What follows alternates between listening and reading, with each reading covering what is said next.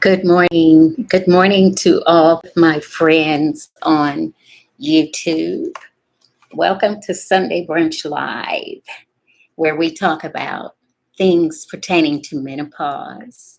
This is a live space for midlife women who are looking for camaraderie, companionship, and women to talk to going through their peri or postmenopause journey. I am the host of this live, Sharice Watson, trying to get my hair together with these headphones on. And why do I have on these headphones? It's because I'm soon going to bring TikTok onto the live. Not that you all will see anything. It'll just be me on your screen. But here is my iPad. And while I'm talking to you, I'm also talking to an audience on TikTok. And sometimes I have a co-host over there. So I will be talking to them and looking to see if you all have any questions. And you could certainly ask me any questions and put them in the chat. And I am looking, so I will make sure to answer any questions you have. Again, I am Sharice Watson. I'm a menopause wellness coach for a company called A Sacred Pause LLC. And A Sacred Pause is a company that's dedicated to helping women transition easier through peri and postmenopause.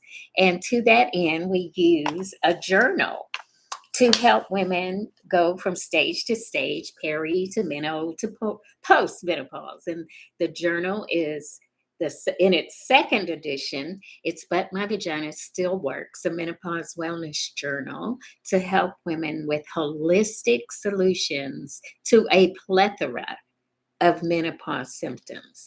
And it is available through the link in my bio. And if you happen to be on the TikTok app, it is available in the TikTok shop. So we use that in our coaching to help women through their transition. And so I go live on a regular basis. I go live on different apps, mostly on TikTok, but I go live here on YouTube and on Facebook. So follow me on those, especially on TikTok and Facebook. Also, Instagram, I'm on there as well. BMVSW is, But My Vagina Still Works, or BMVSW on Facebook, Instagram, and YouTube. But on TikTok, I'm under the company A Sacred Pause LLC. So make sure to follow us everywhere if you're in need of social wellness during your menopause journey. Okay, so I'm going to go ahead and get ready to add TikTok to the live. And again, if you have any questions or hear me say something that you want to talk about, please feel free to put it in the chat. I will definitely answer any questions that are given. Okay, so hang on, and we'll be adding TikTok. Just give me 1 second.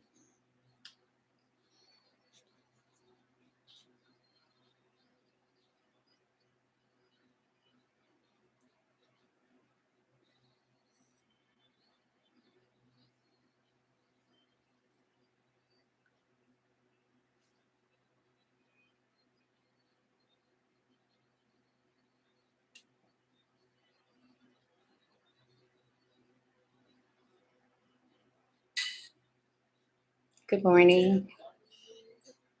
How are you today? I'm good. Oh, something ain't right. Oh no. Oh, it was something minor. Oh, I was like, don't start the foolishness. Siri, I'm not fucking with you either. Okay. Yeah, that was Siri. Sorry about that. She just be doing stuff.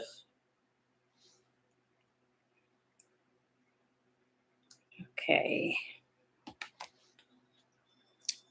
Is Claudine at the shelter or something? Yes, she is. Oh, okay. So I can stop looking for her. Huh?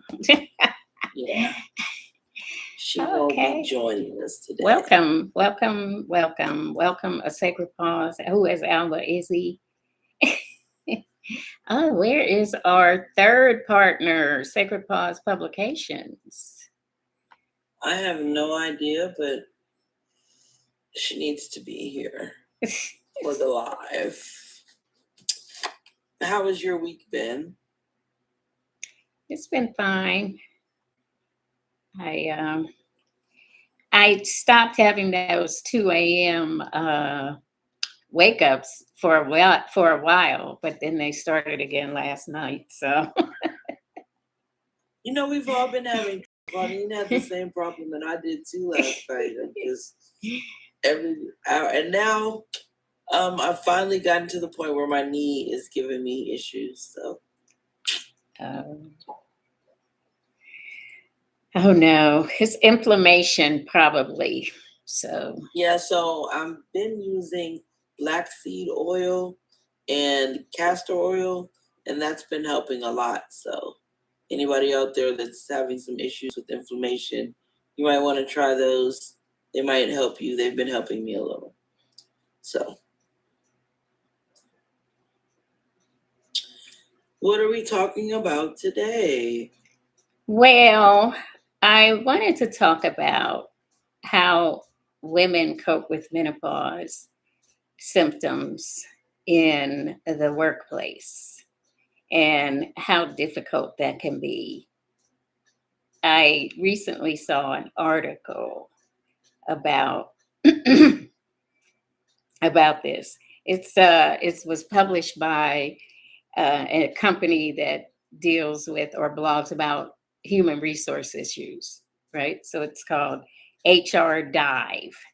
And basically, the article focuses on the effect of menopause symptoms, how what effect they can have at the workplace, and the need for employers to create environments where women can discuss their symptoms and seek support. So a lot of people do not have menopause symptoms that disrupt their lives. You know, they go through, they get the symptoms, maybe they're just not so severe, so they don't disrupt anything about their life, their daily life. But there are women who go through menopause differently and very severe. So those are the people that would have a hard time in the workplace. You know what I mean? Yes, because just like they have lactation rooms, they should have hot flash rooms. And you're saying that like it's funny, but it's not. It's not. Like there are women whose lives are altered and debilitated by menopause. Okay? Nothing. There are women whose lives are altered by menopause and they cannot work. They cannot work jobs, because the symptoms are hourly and disruptive. And I think that, now more than ever, people are talking about it on a large scale. So maybe now is the time for employers, CEOs, or people to consider that the productivity of women could be better if they looked at a way to help women get through the workday with their symptoms in mind, you know? What kind of things do you think could be implemented in the workplace? Is it just a communal sister circle type environment or open space to discuss the symptoms, or what exactly do you feel like you needed inside the workplace that you didn't receive during your menopause journey? Well, I was my own boss, so it was all the decisions were up to me of how I treated myself, and I, looking back, did not treat myself well because I always would get frustrated with the symptoms disrupting my day. I told you, and I've told people that I used to have 3 or 4 hot flashes an hour. And a cosmetologist doing hair, it's an hourly disruption because a hot flash isn't just you get hot. Like there's other things that go on when you get a hot flash, like mentally, like your brain kind of shuts off while you're having the hot flash. And then you have, the recovery of the hot flash, right? Mm-hmm. I mean, you haven't really, you told me yesterday, and this was news to me, that you don't experience hot flashes a lot. So yeah, you wouldn't. So there are people that don't, because they don't go through this, so they don't understand it. That a hot flash can really interrupt your thought, and your heartbeat can race, and a lot of things can happen that in the workplace will cause you to have anxiety. Right? You Well, supposed. that's the first time yesterday when I saw that woman that was having a hard time breathing due to the hot flash is when I correlated that maybe when I'm having a hard time breathing, it triggers a hot flash for me, because that's when I feel like, oh my God, these clothes are too tight. Everything's too, I need nakedness. I need everything off me. I need to feel a breeze. I need, you know, something like that. So for me, maybe that's what it is. But also, like I said, and I don't mind saying, like, I start to pee myself. I can't, like, not fully just, oh my God, look down at your legs and you can tell that I've used the restroom, but to the point where, I could, I have to change my underwear, because I've started to urine a little bit when I'm in the middle of not being able to breathe and feeling that way. Or it'll happen in the middle of the night and I have to jump up and run to the bathroom, like literally run to the bathroom. Mm-hmm. So I could see how, for me in the workspace, I would need more breaks, to kind of compose myself, and use the restroom. And I might even need, like, yeah, I think that more breaks would be sufficient. Maybe one, then I could see how that could be um, not doable for, a work weekend, things like that. But it's something that has to be addressed, because what you're going to have is more women having mental breakdowns, due to these factors. And like you said, walking around with anxiety and prescribed all these different medications, which in and of themselves are going to cause side effects that may be debilitating to their ability to work. So it's just a lot of things that I'm glad that they are recognizing it now so we can address it. And I was also going to get your thoughts on, we've discussed it before, but I like the way that we have our discussions here between you and I. But if we had a panel discussion, I want to wonder how many people in menopause are dealing with a child or teenager and have seen that the friction in their relationship is heightened. And how much do we think that that has to do with some of the friction between parents and children when they're going through that stage of their life, especially like mothers and daughters? Like, you can have a daughter that's going through PMS at the same time that you're going through menopause. So that can be like two bulls in a china shop. Absolutely. But so the thing is about the workplace is, what the things that I think that could be looked at are not alienating women because they're going through something. So a lot of times we'll see women and we know what's happening. Like you and I, we'll see women out having a hot flash. Well, she's having a flash, and to us that's a normal thing. But to the outside people that are not experiencing that, you may look crazy to them, dripping sweat. So, what has to happen is there needs to be a mind shift in which those things are not looked at as weird. but as something that someone has to go through. It's a medical process where this person is losing estrogen and these symptoms are happening. So Oh, you it's know what? I just thought of something with you saying that. Like, I'm thinking, like, what could you use in the workplace and things? And then I'm thinking about some of the places that I've worked and the ways that they have assisted me in some things. Okay, so for instance, when I was working, as a therapist, we don't have a lot of time for breaks and to eat. So they would offer and have like snacks in the break room for us. So for menopausal women, you might have some towels placed in the work area, right. or to make sure that you Some have a lot of fans, little paper towels. Yes, fans, fans, so that they can go and make them at their disposal to go and grab them if they need them. And even just something teas, as simple calming as, teas. and like the teas, and something as simple as a space to, and that should be for anybody, for mental health, period. Just all work, if all workspaces adopted it, just to have a quiet room, Mm-hmm. just a room where people can go in and just take a minute to take a breath, to if you're having some anxiety or whatever you're having, to just take a minute, period. And to allow the occasional warranted or unclocked 5 to 10 minute break.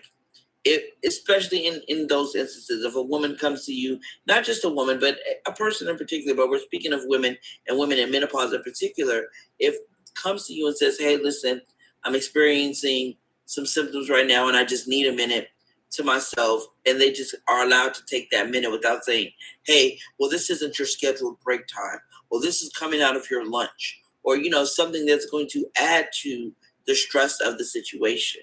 But that's what I mean by there needs to be a shift in thinking about women in this stage of their life. That the shift needs to be these people are useless now because look, they can't even hold it together in a days of work. They're useless now. That shift needs to shift to, oh, she's just going through something that we need to support her in so she can remain productive, right? That there Right. needs to be a mind shift, and that's hard to get people to do when all they think about is the bottom line dollar in their business. But when if you really want the bottom line to stay consistent, women are a part of that. Let's just be perfectly honest. Your company is not running with just men. Okay. But then they could always say we'll get younger women. Okay. That's They don't have the experience, but okay, if you want to do that, do it that way and lose valuable people that can contribute to your bottom line, that have been contributing to your bottom line. If you think you can bring in, okay, these young people out here are not the same. I mean, and to say that, I say that to say that, and then I don't want to be disparaging to either group, but it's like the older women come from a generation that actually kind of valued work a little bit more. And I'm not That's saying that all I'm saying. No.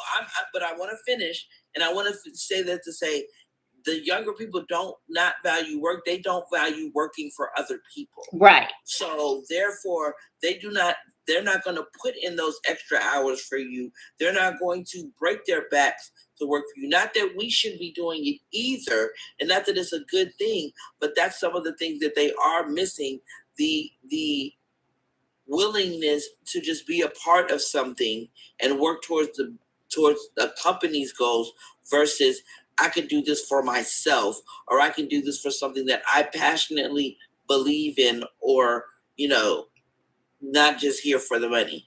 But within the workforce, I think that period, if we all just tried to be a little bit more understanding, especially because women are the nurturers, if we let them take the lead in what types of things need to be placed into the work environment, it wouldn't just benefit the women though. It would benefit all of us, and they would be a more productive and more, like you said, long-term stable work environment than it is now. Mm-hmm. Because regardless to whatever, the companies are having larger turnovers. They're having more and more people just trying to find a way to exist without the workforce. More and more people are doing gig work. More and more people are just out for selves, and they're not trying to work for the betterment of these companies anymore. And when you have a workforce that is still willing to do that, you need to show them some appreciation and to meet them where they are instead of just tossing them to the side at the smallest inconvenience to the disruption in your workday. Right. So a couple of things I thought, like if I had when, I should say when, shouldn't I? When a Yeah. second pause begins to employ more women and, just people in general, one of the things that I know, if I have a building that people are coming to work, we're going to have a space for women, like a break room slash locker room, where you can, have a way to wash up, because some women, if you saw the woman dripping sweat in that video, some Mm-hmm. women experience menopause in a way that their hot flashes are, they're just completely soaked. So you can't be at work and then you're soaking your clothes hourly, right? So that kind of person would probably need to be a remote worker. They don't need to be getting rid of them just because you can't come into the office. That Well, person and could be a then remote worker. right, and we also need to put out there that if you are suffering this kind of debilitating symptom, there was a time where there was absolutely no hope for you, and if you couldn't make yourself go through the workday and suffer through it, then you were just going to be destitute and without any recourse. But recently, we do know of someone that has gotten approved for disability due to menopause. Right. And I would love for women to know that you be consistent, never stop advocating for yourself, consistently speak out about what you're going through, and if you can make someone listen to you, you can receive disability if your menopause is debilitating. And for Right. some women it is. So don't think that there's no hope for you, and don't feel like you don't have any recourse or anything to do but just to struggle through it. Right. They are minds are opening, conversations are being had, people are being educated, and there are breakthroughs happening for us in this part of our lives. And this is why we're here every day and we're talking to you guys and we're having these discussions, because we want you to give you this information. We want to get information from you, and we want to find ways to help one another through this journey that we're in together. Right. And what you said, one of the things you said is really important, because it took that person with almost 3 years, maybe longer, to be approved. So it's not like you go to them and say, listen, this, I can't work. It's something you got to be consistent about, because the system is not designed to say you don't need to work just because you're sweating. Right. The system is designed to work you to death if they can. I mean, look, that's what they were doing from day one. So you have to be persistent in your pursuit of what you need to get through this journey. And that includes a help for mental situations, because menopause isn't just about hot flashes, it's also about what things that happen to you mentally, like depression. So you're in the workspace and you're completely depressed and you don't even know why. But if the workplace has a system where they can monitor, not necessarily monitor, but watch the women that are in a particular age group, and they're possibly hitting that place, where they're Or going through. even still, what you were talking about, I still have to go right back to that company that I worked for as a massage therapist that was just exceptional in their treatment of their employees, to the point where they offered a telepsychiatrist to Yes. us that was there weekly for us to speak to for free. This is something That's the company offered. We didn't have to have insurance or anything like that, but they right. had that there for us. So that would be a big benefit as well. Yes, because it's there. That's a great solution. It's you tell the women when they're hired, or not just the women, the men too. And if you have male employees that have wives that are going through it, is possibly they could be for their wife too. You know what I mean? Like if the company offers counseling upfront for women who may be in peri or postmenopause, free, that's absolutely a bonus. And like that's an expense that a company should be happy to take on, paying a doctor or a therapist specifically for that. You know what I mean? Well, see, that's what I'm saying. If they started just caring more about people in general, these things could benefit women in particular, but everyone as a whole, because that was a service that was offered to all employees of this particular company. And I don't mind mentioning them. They are Burke Williams Spa in Los Angeles, California, Sherman Oaks. They were a wonderful company to work for, and they did the best to ensure that the employees felt heard, seen, and appreciated for what they did. And if more companies did that, women in the workforce would really have a better outlet.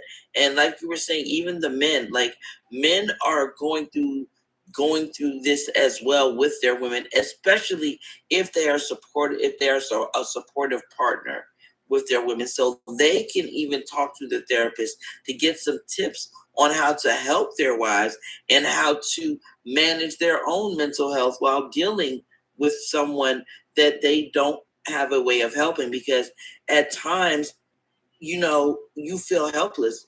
I as a woman felt helpless in my mental health struggles through period and menopause. And I know that you felt, helpless through your struggles. And I know that there was nothing your husband could give you at that time to help you through your struggles. And that probably made him feel helpless, as your husband, that there was nothing that he could do that could help you. So I think that by helping the women, you're helping everyone, because we are the ones that teach how to nurture. We are the ones that teach how to care for something other than physical. And that's important throughout all societies, even inside the homes, when the grandmothers used to be there to show the mothers, give them that patience that they have learned over the time that the mothers don't have anymore, for their children, and just allowing things to be and not taking things so serious. We have a wisdom that can't be bought. You can't pay someone a salary to have it, and we have worth inside the workforce. So in order to keep us there, they should definitely try to accommodate us in some ways. And the ways that we ask to be accommodated are beneficial to everyone. Right.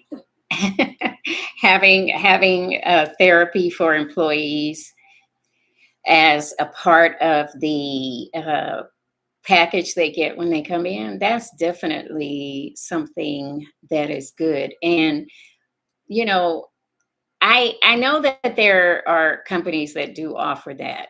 So at some point, though, a lot of people don't. They look at therapy and feel stigmatized. Oh, you can't handle this life, so now you need to go see a psychiatrist. There's And in nothing. the corporate world, there may be a stigma as to how far you can advance if just the rumor that you're under psychiatric care, or you're constantly seeing the company shrink. Can she be promoted? Can he be promoted if they're constantly seeing the shrink? So that part of the within the company I could see what you yeah, Yeah, just the there's a changing stigma. So perspective. even if it was available, some people might not take it up because they don't want that to be on the record. Oh, you was diagnosed as clinically depressed. You crazy. When that's far from the truth. Being depressed doesn't make you crazy. It's wild. The stigmas that we put on people for regular stuff. You're depressed, so now you're crazy. No, that's a part of living on this planet. I would venture to say that everybody has some type of depression at some point living on this planet. Wouldn't you? Well, listen, they created an artificial intelligence and gave it a job, a mundane, regular job. When the artificial intelligence realized that this was what it was created to do, day after day after day, it tried to unalive itself. What? An artificial, yes. I'm not. It's real. So, listen, it's so serious. Also, this behavior. I know it's serious, but I'm just thinking about an artificial AI trying to off themselves.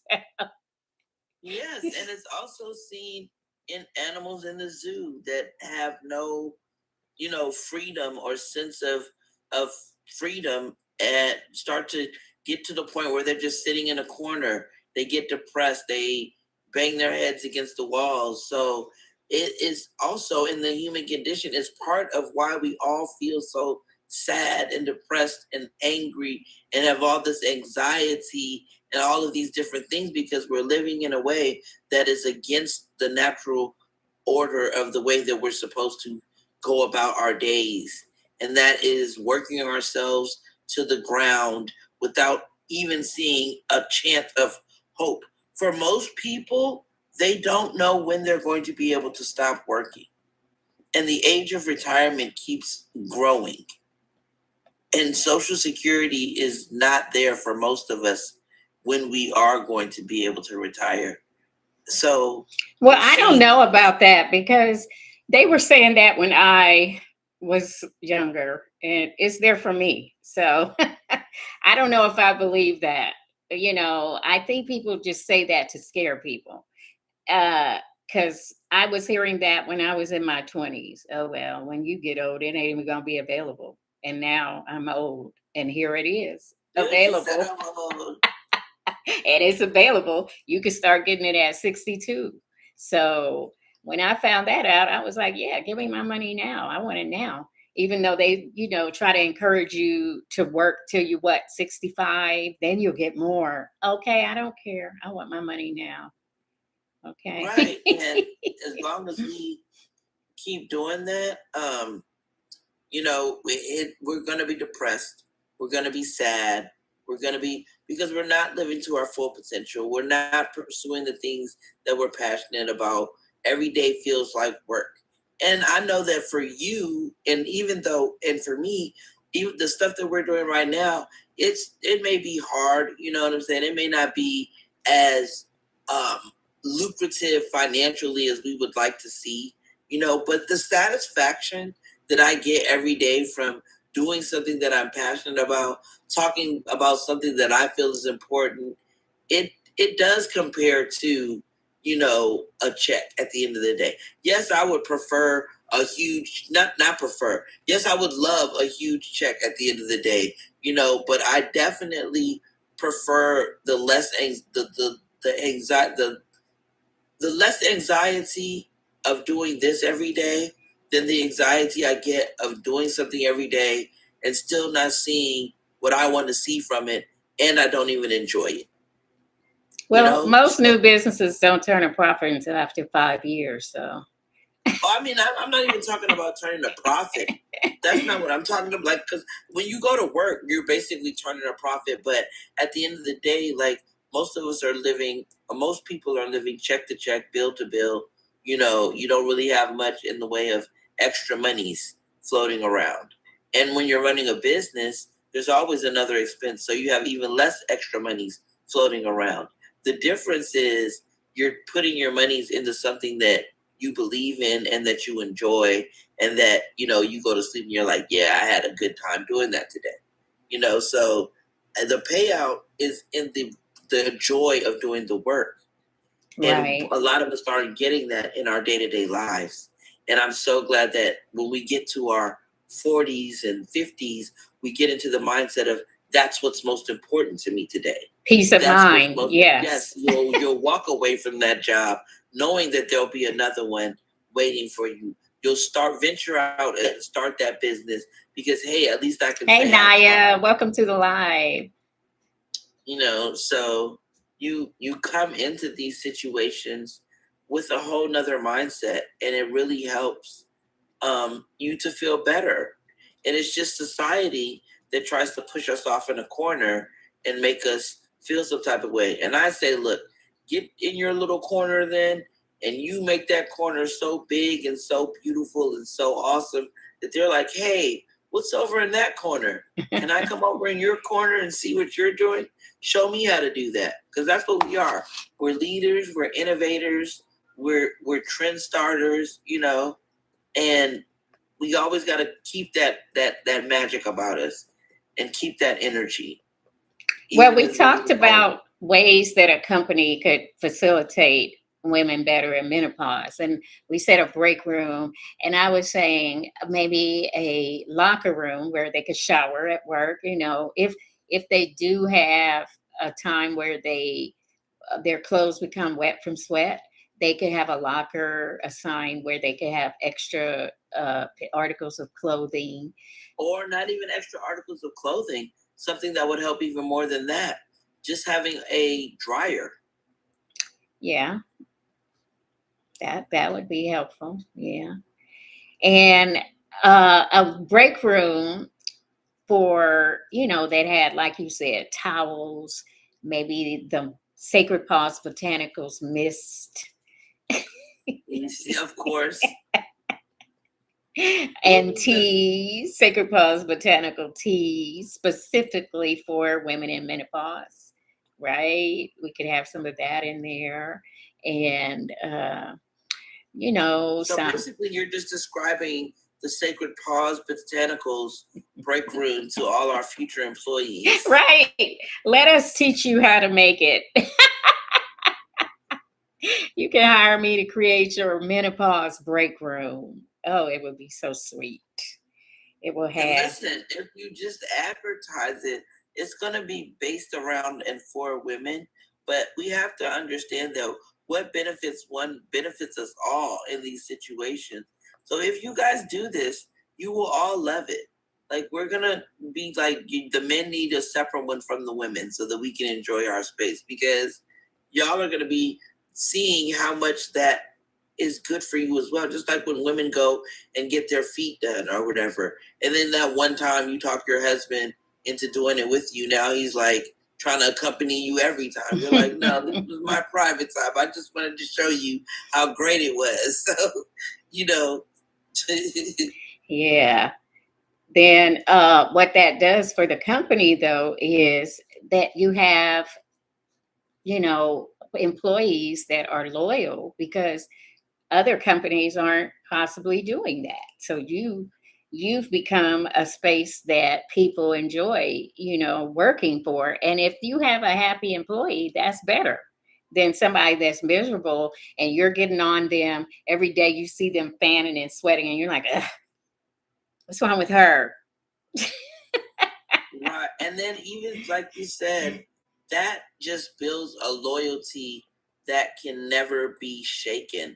So it goes beyond just a loyal employee. Like for the company that I was speaking about before, I would recommend anybody to work there.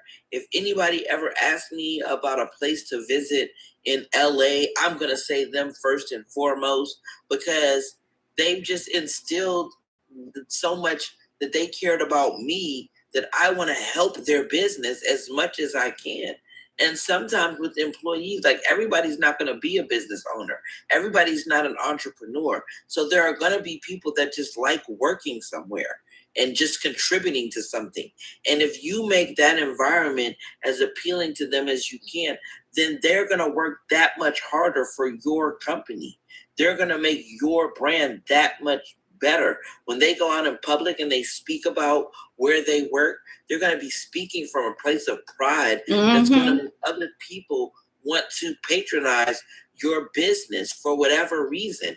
You could have the highest priced perfume bottles there are, but if your employees are running around saying this company is the greatest, they just do so much for us, you'll spend that extra money on that perfume bottle just to support what they're doing, and because you believe that they're doing something good for their employees.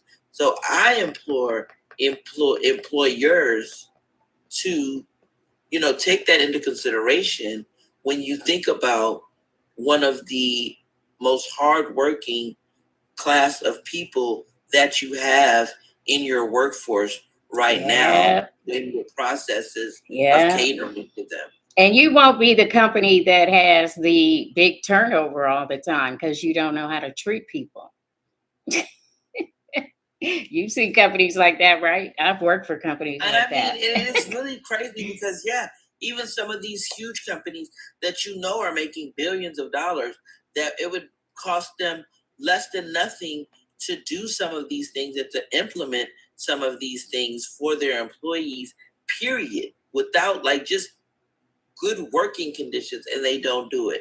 So these things that we're asking is just human, decency in some cases for a problem that that your workforce has that should be addressed. Period. And it's something that's never going to change, because as long as you have women employees, once they become a certain age, they will go through some type of transformation when they start losing estrogen. To what degree, we don't know. And it's so sad to see that now that we've been discussing this, and I've been learning more and more about menopause and menopausal rage and menopause psychosis and all these things, that when I see these women in the news crashing out, walking down the street naked and crashing out in their workplaces and doing all these crazy things, and they're a woman in their 40s, I'm just like, wow, this is really messed up, and even, staying in situations. And luckily for me, I haven't seen, we don't know the statistics, but a lot of women don't survive, mentally, they don't survive what's happening. And if we all just tried to understand a little bit more of what's going on, it would just make things a lot easier, and we could see a lot less of it. And it does start with the workforce, because more of us are in it than not. There are more women in menopause in the workforce than not. Right. Absolutely. And, what I was thinking about was the fact that they don't pay attention to this, and it's something that is just there and never going away. It's never going to change, right? So ignoring it is not going to help. As a company, you need to recognize that the workforce that is included of women is someday going to need assistance when they start going through perimenopause. That's just a fact. And also the fact that, a lot of women's health issues, and there's a lot more women that we are failing to recognize in the workforce that may not look like they should be in menopause, but were medically induced into menopause. And they still have those same symptoms and are overlooked because of their age. They're 32 and they had to have a complete hysterectomy. So they're in full menopause at this point, going through all of the symptoms with none of the considerations, versus a woman who's able to give birth has a whole section or space dedicated for her to, produce milk to feed her child, which she should have as well. But then don't ignore the other end of the spectrum, where there's still a woman that needs a quiet space for her bodily functions as a woman, to exhibit themselves without fear of embarrassment or shame. Yeah, and a lot of the companies might think, oh, well, the answer is just to not hire women. You can't do that. You not in this, not in these times, not in this country. You're never Well, going to like find you enough said, men to cover every position. but as we've been learning, there is a such thing as andropause, Right? and it may be the reason why some of these men are choosing to take their frustrations out on their co-workers at that time in their life. So, like I They need a said, room too, huh?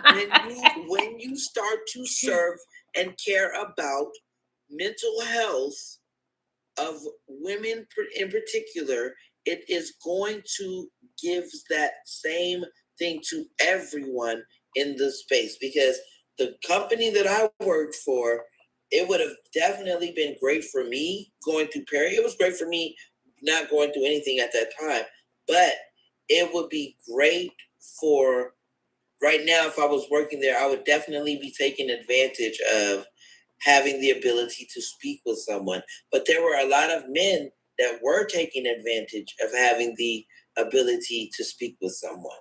So I don't think it will work as well in the corporate world, like you said, because of trying to move up the ladder per se, and the stigmatism behind seeing a shrink.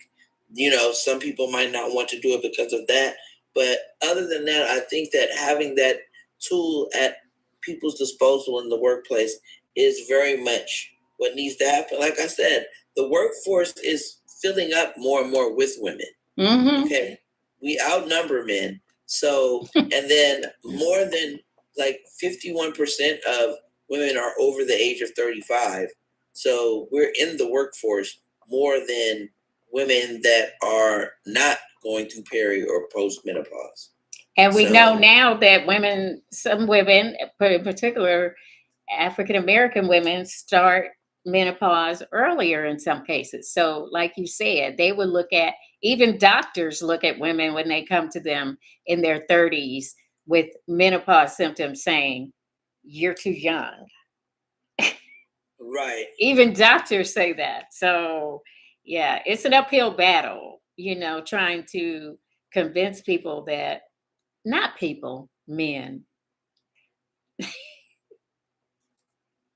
But I'm like I said, I've also seen a lot more men that are understanding and seeing that, hey, this is something going on with my wife. She's a totally different person, and I need to try to figure out a way to support her in this. And that opens up the conversation on how we treat the elderly in our country. Period. How we start. The only ones that we respect are the ones that are running the country. Not that we respect per se, but the only ones that feel like there's no age limit on anything are the ones that the ones in Congress. Let's just say it. Yes, for everybody else. For everybody else, there's an age limit, that that you're not going to get hired at. I mean, they're taking your driver's license. They're taking, different things. So Congress is the only job in America where you can live age until death and keep your job. Congress and the Supreme Court. That's it. Well, basically, the government, the people that run the country, are allowed to be as old as they want to be running the country, but people performing regular, ordinary jobs are not allowed to just stay there until they're 93. Right. Working. And nor should they want to, nor have to. But with that being said, we need to reevaluate how we value the elderly community or older people in our community, and not just hurry up and try to push them out the door without making the spaces that they occupy more comfortable, because there's more of us, even with just the baby boomers. Like, that is the biggest generation of people around. They're still the biggest. And they're in the workforce. I'm not a boomer anymore. I used to be classified as a boomer, and I never felt comfortable with that. I was like, I am not a boomer. I don't know what I am, but that's not me. And then I heard about Generation Jones, and I was like, that's me. Yeah, that's me. But that's what I'm saying, though. Even still, with the boomers, that's a big group of older people Mhm. that's in the workforce. That's a lot of men going through andropause, women going through menopause, that's just being shuffled off to the side and ignored in their, outcries of what's going on with them. Especially women, though. We already know this. Other men will say, "Hey, man, it seems like you're a little off. Take some time to get yourself together. Whatever. Get a stiff drink, a young girl, you'll be all right." And women are like, just go away. Go bake cookies. Go tend to the grandchildren if you have them. If you don't, go get some cats and disappear from our sights. Don't try to be sexy. Don't try to be smart. Don't try to contribute because you have no value. That's the weird thing about aging, is because that's what society has told us forever. And especially when women age, they have way less value in society. And so just hang it up. What do you need to do? Just keep breathing. That's your responsibility. Nothing else. Like, we don't need you to be out here doing nothing else but being old and just whatever. And then if we're not, we're vilified. I've seen discussion panels where it's like, are older women just jealous of younger women? Oh my. And because they can't be them. That's crazy. Why? Why would you want to go back in time? But they say, listen now, because you see older women wearing weaves and dressing young, so they're trying to compete with the younger women by doing that, which is essentially saying, listen, stop taking care of yourself. You're after a certain age. We don't want to see you. If whether my body looks good to you or it doesn't, why shouldn't I dress it up the way that I see fit and go out and do what I want to do?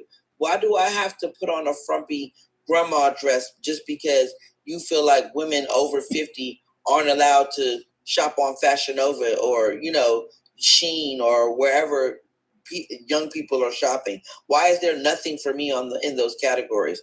Why does my bathing suit have to look like Lucille Ball used to wear it in order for you to feel comfortable with me and my skin? I don't get it. I just don't understand why me trying to just dress. Look at you. You're 60, whatever. I don't even remember. Girl, please don't talk about how I dress, because I do not dress how I'm supposed to at my age. I do not do it because I don't get that. When people always be talking, I get what you're saying when you say somebody should dress age appropriate, but who determines what that is? Who determines? What is age appropriate? Because let me say this. When I was living in California, I lived in the desert. It was 120 degrees. So if I wear some Daisy Duke shorts and a tank top, is it not age appropriate? Because a 24-year-old is also wearing it, but it's hot as what am I supposed to wear? And also, that's another thing. And I had to take that into account, right? Because think about it, right? Have you ever bought an outfit and you saw an older woman wearing it and you immediately felt like you needed to change because you were dressing like an old lady? I haven't felt that, but I remember one time when I went to church and this young girl was in my outfit and I was like, oh, I'm never wearing this again. Exactly. So that's how I have felt as a younger person in my 20s, seeing an older woman in the same outfit that I was wearing. I felt like I had old woman taste, when really there's no taste. We both just like the same outfit. Right. It's no age appropriate if it's appropriate. I felt like she had to be dressing age appropriate, then I must have been dressing old because, oh no, I can't be walking around wearing the same thing that this 40-year-old woman would wear. What's going on here? And that's at 20-something. So I get how the mentality was, because I've had it myself. But being that age, I'm not going to go wear the same things my grandma wore. That was for her time period. That was in fashion then. Okay, even the stuff that if I was to dress my age from what my generation wore, when we were younger or whatever, I would still look like not like what y'all are thinking that we're supposed to wear. Skin tight is the thing now. Leggings, tank tops, things like that. I wear them. They're comfortable for me. I don't know. You're going to see me dressed the same as somebody else because we shop at the same stores. But that doesn't mean one or the other of us is dressing any kind of way other than in the items that we like. I personally think that whole term should be banned, dress age appropriately, because who is determining that? It's too subjective. Even when you say that about children, they shouldn't be wearing this or that. Well, maybe that's what you think. Maybe that's what a lot of people think, but maybe their parents didn't think that. So it's your perspective. Age appropriate is a perspective. Huh? It even comes down to hair. Mm-hmm. Like older women aren't allowed to wear 2 ponytails, or they're supposed to cut their hair short when they get to a certain age. Why do you have long hair? You should be cutting your hair short. Have you heard that? No, I haven't heard that one. Oh, but I know that man. A lot of older women cut their hair because we just get tired of dealing with it after a certain point. It's just like some people just feel like I'm just gonna cut it all off and I don't feel like dealing with it anymore. But I have heard that 2 ponytails is childish, a side ponytail is childish. Like you're not supposed to wear after a certain age. You're not supposed to wear those. I love me some 2 ponytails. I love me a side ponytail. So I will forever be rocking it. You'll probably see me at 83 with my little side gray hair ponytail. If I can't still dye it blue, if it won't still go blue. But other than that, like, yeah. I like the Bantu knots. See? People don't think that older women should be wearing Bantu knots. Nope. How they gonna tell people you can't wear something that you started? Like, you know what I'm saying? Like, we started a certain trend. Not to say we started this particular or that particular, but like when I was growing up, we started hairstyles. So why am I not allowed to wear them anymore? Because of the indoctrination in this country that you're just supposed to shrivel up, go into a corner, and you're not even supposed to be enjoying life anymore. You're old. So what are you even still here for?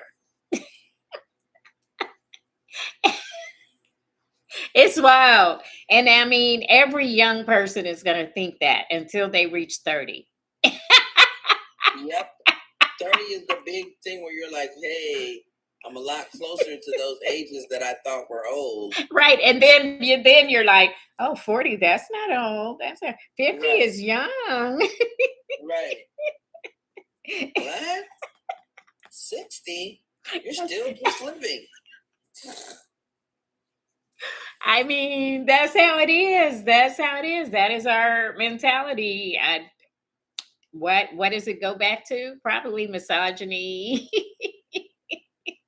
It's so much that goes into it that you could have 3 discussion panels on how this all started, Because you don't hear them talking about getting rid of men from the workforce until they maybe are 60 something. If then,